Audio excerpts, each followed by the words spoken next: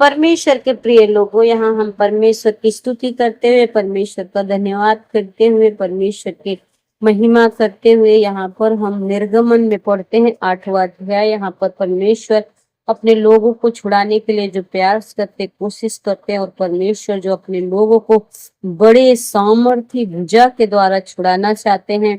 और परमेश्वर मूसा और हारून को इस कामों के लिए परमेश्वर चुनते हैं।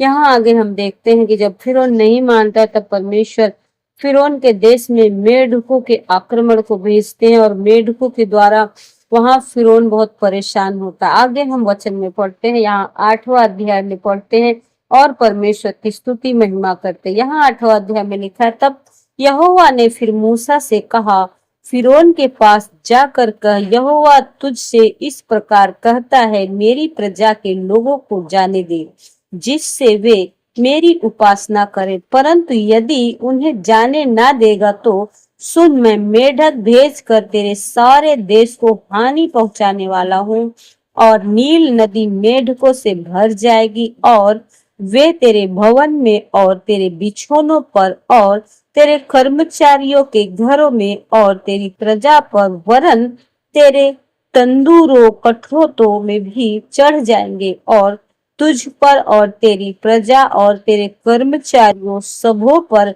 मेढक चढ़ जाएंगे। फिर यहोवा ने मूसा को आज्ञा दी, हारून से कह दे कि नदियों, नहरों और झीलों के ऊपर लाठी के साथ अपना हाथ बढ़ाकर मेढकों को मिस्र देश पर चढ़ा ले आए।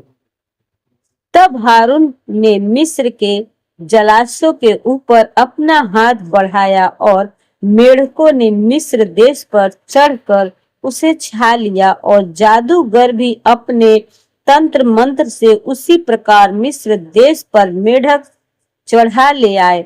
तब फिरौन ने मूसा और हारून को बुलवा कर कहा, यहोवा से विनती करो कि वह मेढकों को मुझसे और मेरी प्रजा के दूर करे और मैं इस्राएली लोगों को जाने दूंगा जिससे वे यहोवा के लिए बलिदान करे। तब मूसा ने फिरौन से कहा, इनकी बात के लिए तू मुझे आदेश दे कि अब मैं तेरे और तेरे कर्मचारियों और प्रजा के निमित्त कब विनती करूं कि यहोवा तेरे पास से और तेरे घरों में से मेढकों को दूर करे और वे केवल नील नदी में पाए जाएं। उसने कहा, कल। उसने कहा, तेरे वचन के अनुसार होगा, जिससे तुझे यह ज्ञात हो जाए कि हमारे परमेश्वर यहोवा के तुल्य कोई दूसरा नहीं है। और मेढक तेरे पास से और तेरे घरों में से और तेरे कर्मचारियों और प्रजा के पास से दूर होकर केवल नदी में रहेंगे। तब मूसा और हारून फिरौन के पास से निकल गए और मूसा ने उन मेढकों के विषय यहोवा की दुहाई दी जो उसने फिरौन पर भेजे थे, और यहोवा ने मूसा के कहने के अनुसार किया और मेढक घरों, आंगनों और खेतों में मर गए और लोगों ने इकट्ठा करके उनके ढेर लगा दिए और सारा देश दुर्गंध से भर गया। परंतु जब फिरौन ने देखा कि अब आराम मिला है, तब यहोवा के कहने के अनुसार उसने फिर अपने मन को कठोर किया और उनकी न सुनी।